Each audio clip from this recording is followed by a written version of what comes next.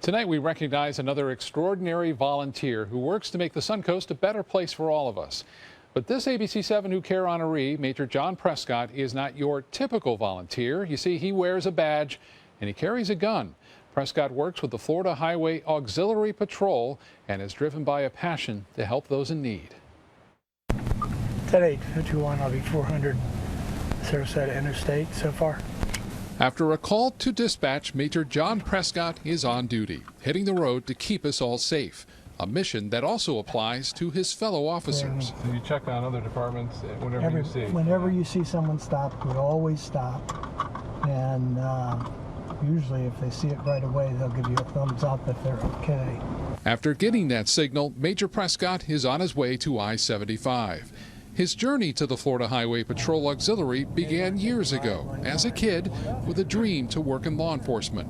But like many of us, my career went down a different path. I was in the video business for 35 years. After retiring, he found a new career as a volunteer with roots to that childhood dream.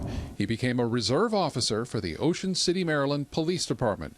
And after a move to Florida, began the extensive training needed to become an auxiliary trooper. For us, we go through the same vetting and the same training process as a full-time trooper. Just got a call from TMC. That's at least 320 hours of training. Make no mistake, a real commitment is needed for someone to volunteer as an auxiliary trooper. Once they find out it can take up to 2 years before you get into uniform, clearly they have to have a passion for wanting to do it. Over the last 9 years, Major Prescott has turned that passion into nearly 11,000 hours patrolling Suncoast roads. Prescott estimates he helped nearly 300 drivers last year alone.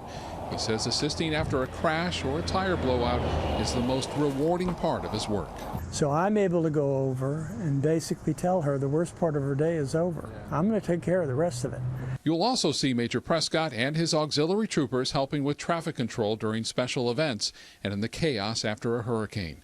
Prescott's dedication has earned the respect and gratitude of his fellow troopers.